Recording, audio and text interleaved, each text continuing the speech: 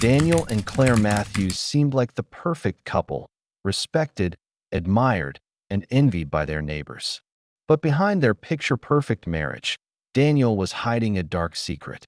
When his obsession with a younger woman named Melissa consumed him, love turned into betrayal, and a husband's vow to protect became a calculated plan to kill. What looked like a tragic accident would soon unravel into one of the most shocking crimes their community had ever seen. The Matthews household had always looked like a picture of stability, the kind of family neighbors pointed to when describing the perfect life. Their house sat in a quiet cul-de-sac, surrounded by trimmed hedges and a bright white fence that gave the impression of order and warmth. Daniel Matthews, the husband, carried himself with quiet confidence.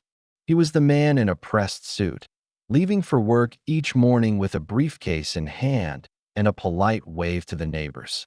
He was a financial advisor, successful enough to keep the family comfortable, but never so flashy that anyone suspected excess. His wife, Claire, was the kind of woman who devoted her days to others. She volunteered at the local community center, organized small charity drives, and often cooked meals for sick neighbors. She was admired, even cherished, for her kindness. Together, they seemed to embody the image of a couple who had conquered life's challenges and reached a calm middle ground. Behind the facade, however, things were not as harmonious as they seemed. Daniel was growing restless. At 47, he often stared at his reflection and saw a man aging faster than he liked. The early gray at his temples, the softening of his jawline, the faint wrinkles that had begun to carve into his skin, they all made him feel invisible in a world that prized youth and energy. Claire, in contrast, had grown comfortable with their routine. For her, life was about stability, about making sure the family was cared for and traditions were preserved. She believed their marriage was unshakable, built on years of shared experiences, two grown children who had now left home, and countless memories that tethered them together. She couldn't imagine a reality where Daniel would want something different. But Daniel did want something different. He longed for excitement, for something new that would jolt him out of the monotony of everyday life. Work had become tedious, home life repetitive, and the admiration he once felt for Claire had turned into irritation. He told himself it wasn't her fault.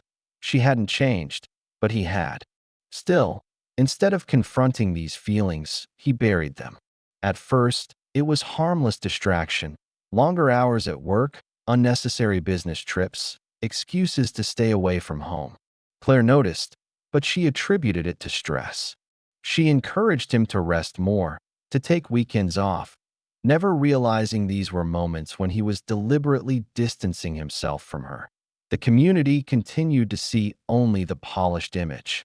Neighbors saw the couple together at barbecues, smiling for pictures during birthdays, attending church on Sundays. But even in those moments, Daniel's eyes wandered. He was no longer invested in the life he shared with Claire. He was chasing the thrill of possibility elsewhere, though no one could guess where his thoughts were drifting. For Claire, life revolved around maintaining the home and fostering connections. She often wrote notes to her children, reminding them to visit, and kept up traditions like hosting holiday dinners. She believed these rituals held her family together, unaware that Daniel saw them as burdens rather than blessings. At times, she sensed his withdrawal. He no longer laughed at the same jokes, no longer lingered at the dinner table. He excused himself to the study after meals, claiming work was pressing. But his mind was far from spreadsheets or accounts.to outsiders.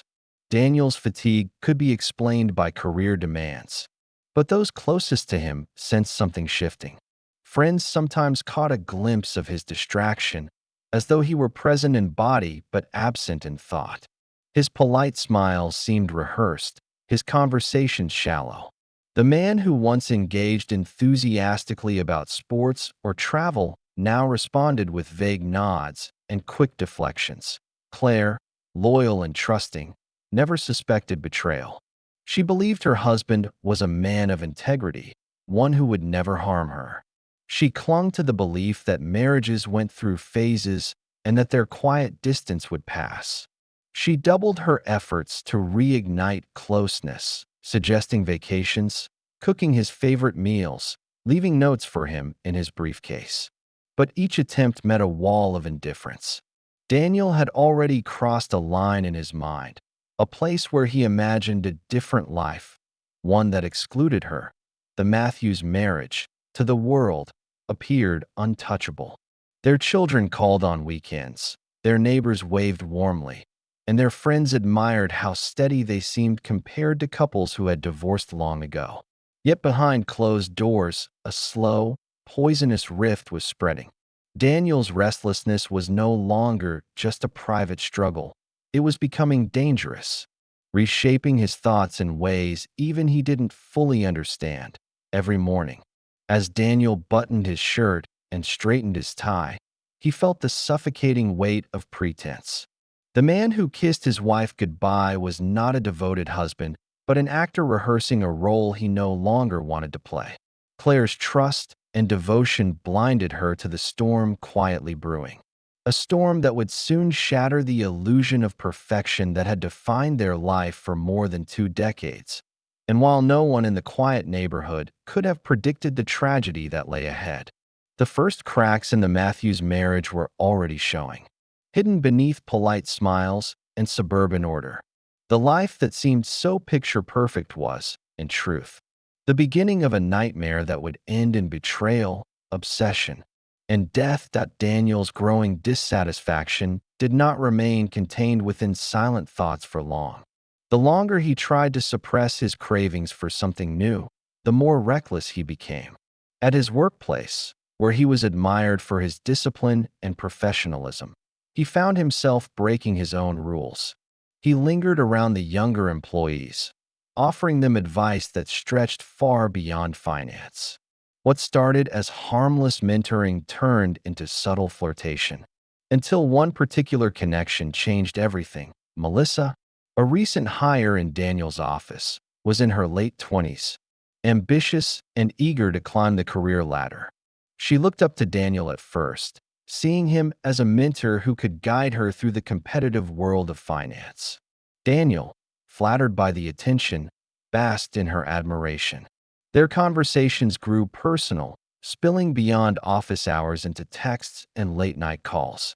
Soon, work lunches turned into secret dinners, and what began as casual companionship evolved into a passionate affair. For Daniel, Melissa became the spark that reignited a part of him he thought was gone. She was vibrant, curious, and full of life. With her, he felt seen again, like a man with potential rather than one sliding into middle age. Each time he returned home to Claire, the contrast was sharper. Claire's steady routines, once a comfort, now felt suffocating. Melissa represented freedom and a second chance at youth, and Daniel convinced himself that he deserved it. The affair deepened quickly. Melissa believed Daniel when he claimed his marriage had long been over, that he and Claire were nothing more than partners living under the same roof. Daniel carefully painted Claire as controlling and distant, a woman who no longer cared for him. He crafted a narrative in which he was the victim of a loveless marriage, trapped only by finances and reputation. Melissa, eager to believe the man she had fallen for, accepted his words without question. But there was one obstacle Daniel could not ignore: Claire herself. Divorce would not only humiliate him, but also cost him financially.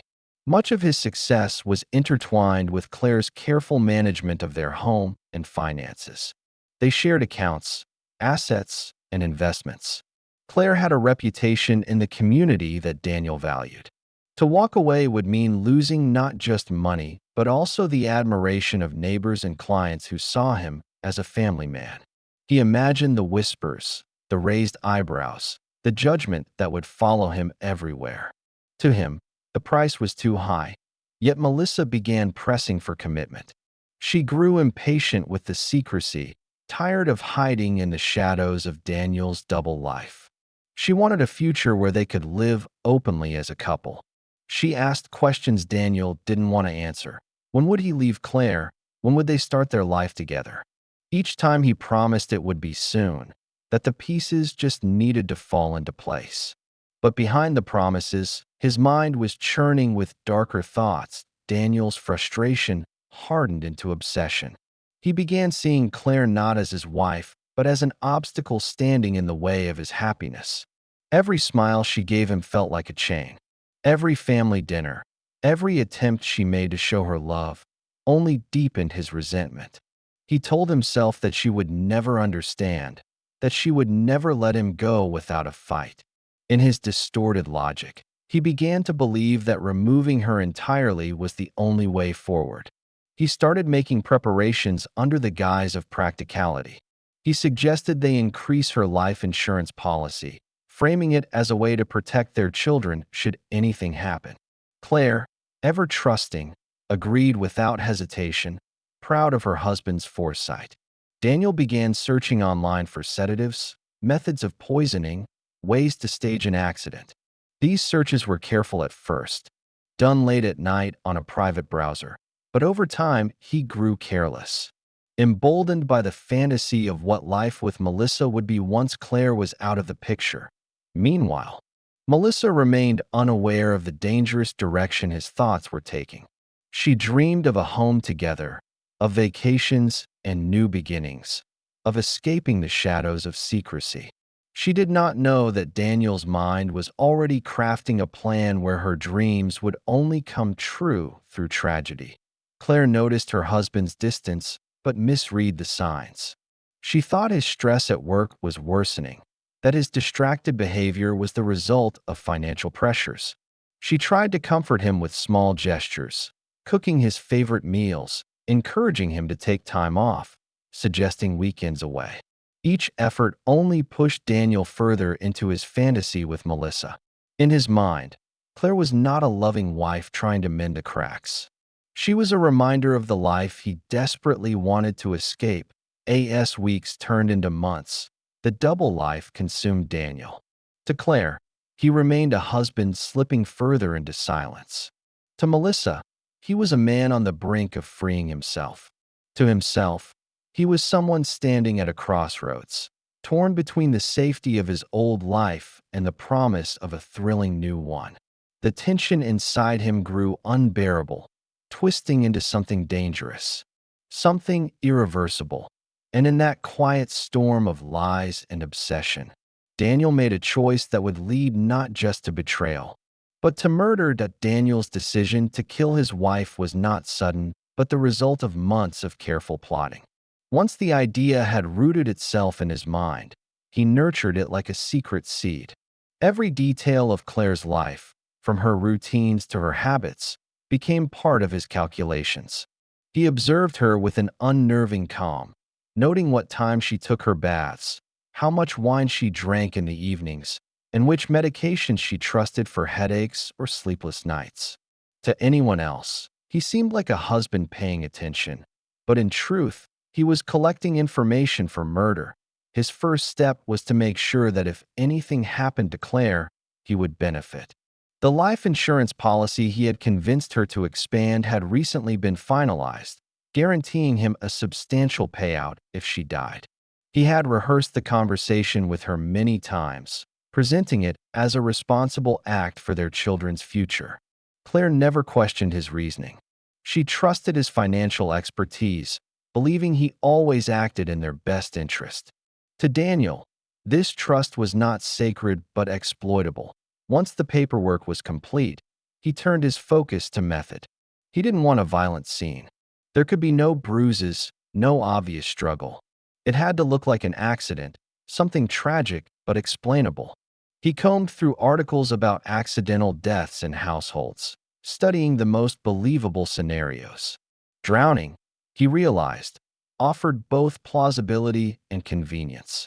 Claire often took long baths to unwind, sometimes with a glass of wine in hand. If she were to faint, slip under the water, and drown, it would seem like a terrible mishap, but there was still the issue of ensuring she would be incapacitated enough for the plan to work. Daniel began experimenting quietly. He purchased sedatives under different pretexts, storing them away carefully. He learned the dosages, studied their effects, and thought about how to administer them without detection. Alcohol, he concluded, would mask the taste and amplify the effect. If he crushed the pills into her wine, she would become drowsy quickly, unable to resist or cry out that on the night he chose, the house was unusually quiet. Their children were away, and there were no visitors expected. Daniel planned it to appear like just another ordinary evening. He offered to cook dinner, something rare enough that it felt like a kind gesture. Claire, pleased by the effort, didn't notice his nervous energy as he poured her wine. Daniel's own glass remained untouched, a detail he explained away as needing a clear head for work in the morning. She didn't question it. The pills dissolved seamlessly into the deep red liquid, invisible to the eye. Daniel watched as Claire lifted the glass and took her first sip, every muscle in his body tense with anticipation. He kept the conversation light, though he barely registered his own words. Each time she raised the glass, he felt himself inching closer to the outcome he had engineered. Within half an hour, Claire began to complain of dizziness. She rubbed her temples, assuming the wine was stronger than she expected. Daniel suggested she relax with a warm bath, his tone careful and calm. She agreed, unaware that he was leading her into the final stage of his plan. As she ran the water and lowered herself into the tub, Daniel's heart pounded, but his face remained composed. He waited until she was settled, then excused himself to give her some peace. From the hallway, he listened. When the sedatives took full effect, Claire's movements slowed, her breathing heavy. She tried to shift in the water, but her body betrayed her. When her head slipped beneath the surface, there was no fight left in her. Daniel waited a few moments, then returned, staging the scene to match his script. He placed the empty wine glass on the counter, adjusted the room to look undisturbed, and then called out her name loudly, as though discovering her condition by chance. His voice carried the rehearsed panic of a husband stumbling upon tragedy. He dialed emergency services, his tone frantic, his words calculated to suggest shock and grief. When authorities arrived, the story seemed believable. A woman, slightly tipsy from wine, overcome by dizziness, slipping under the water. It was a narrative they had encountered before.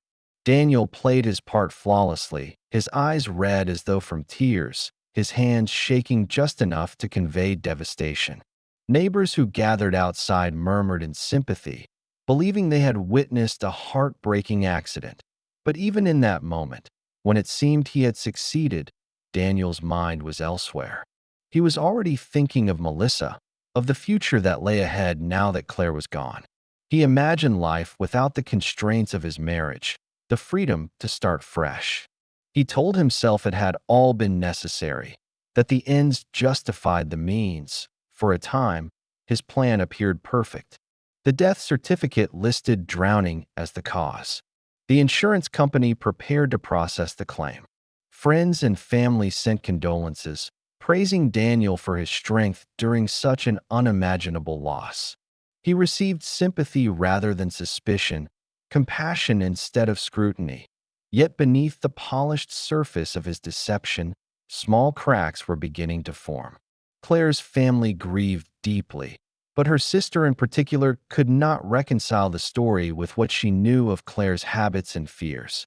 And though the authorities closed the case quickly, not everyone was ready to accept the tragedy at face value.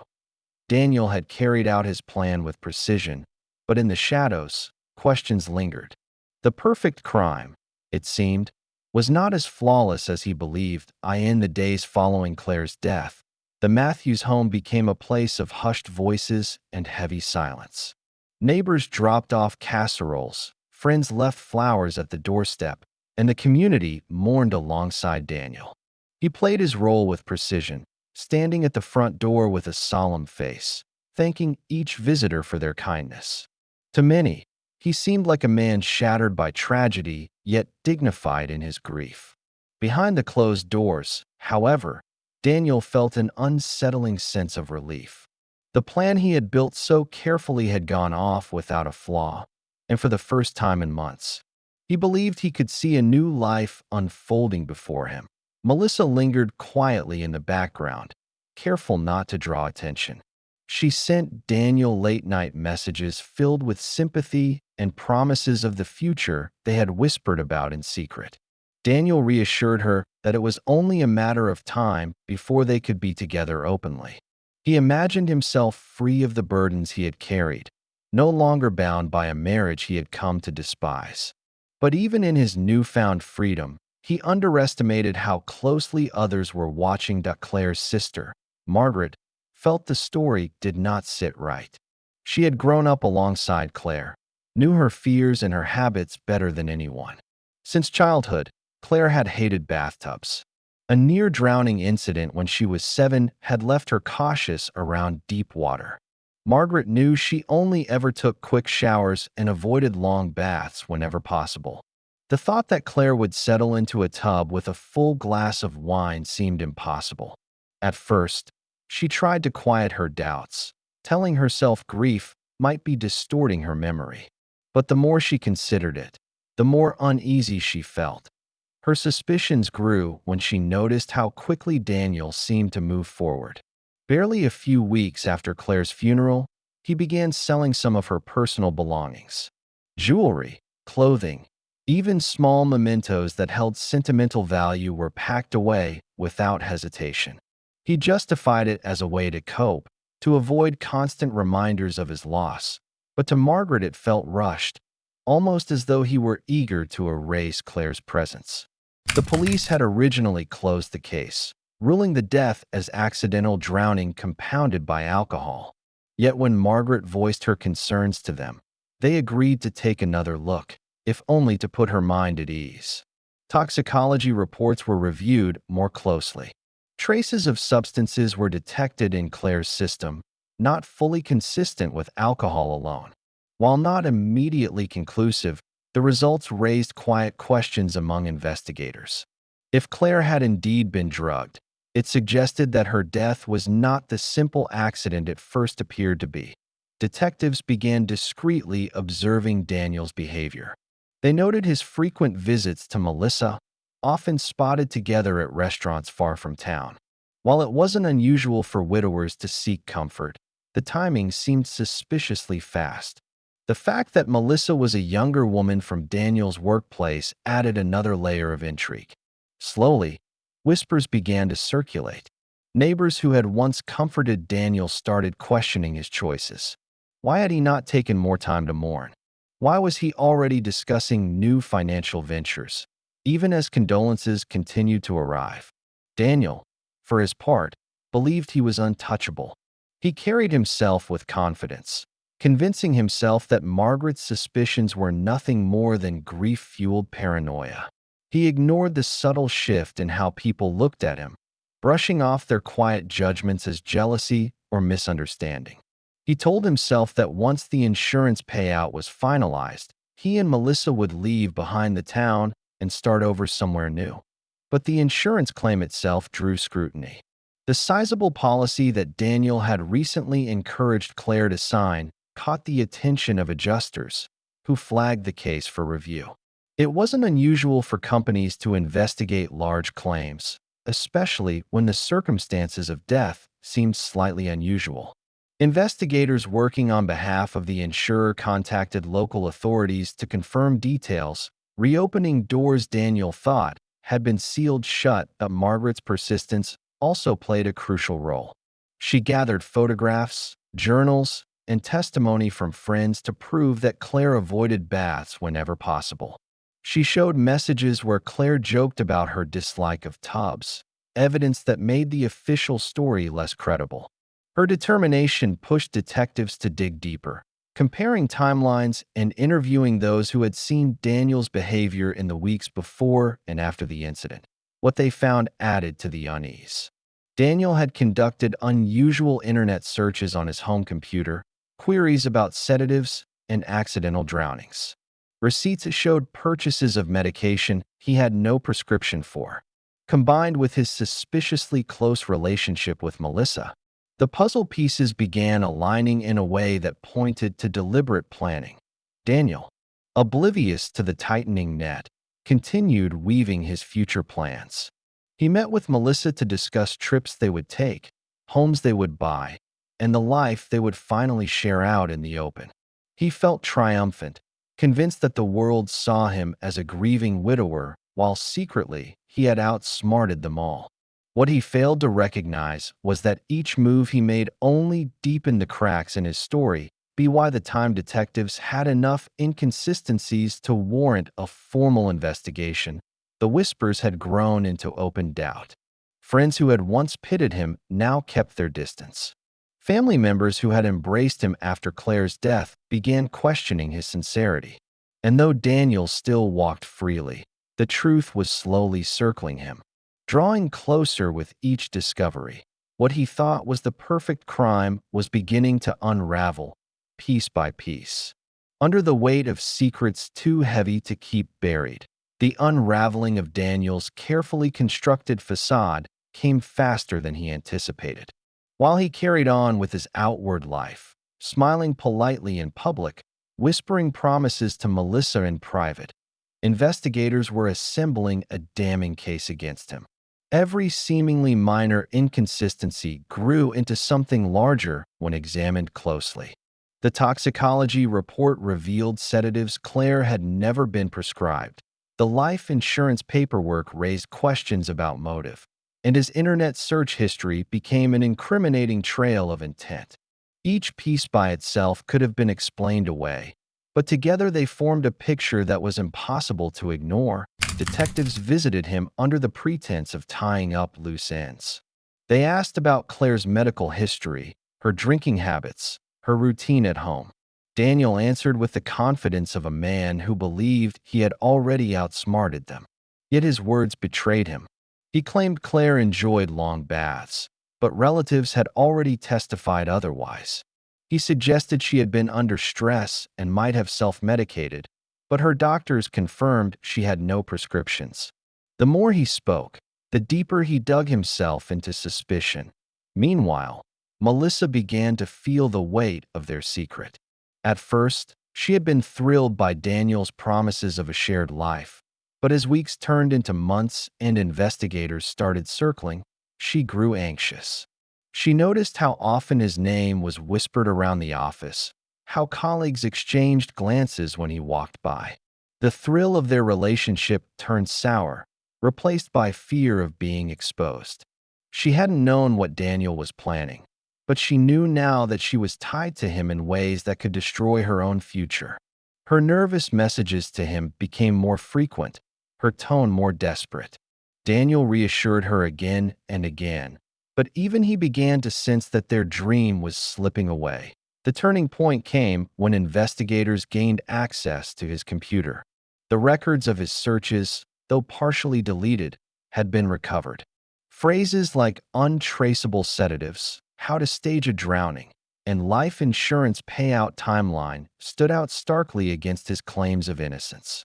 Combined with receipts for medications purchased without a prescription, the evidence was overwhelming. Detectives presented their findings to the district attorney, and an arrest warrant was swiftly approved. On a quiet morning at his office, Daniel's double life collapsed.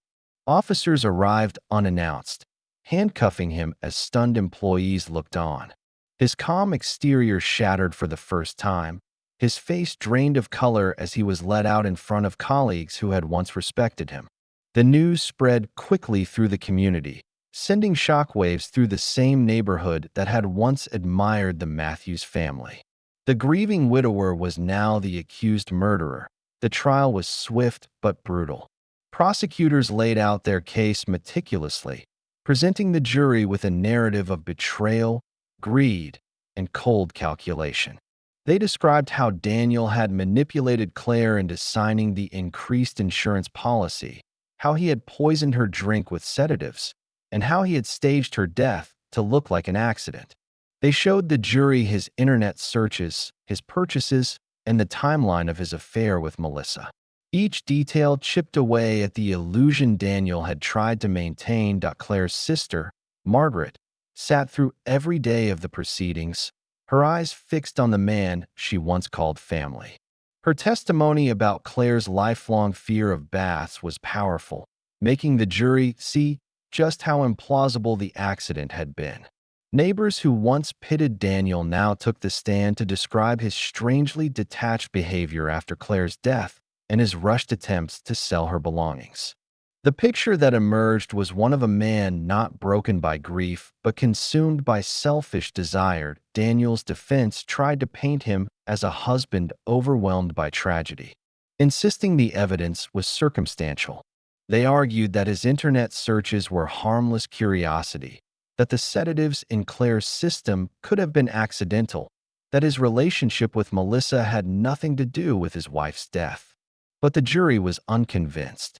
The weight of the evidence, coupled with the chillingly clear motive, left little room for doubt.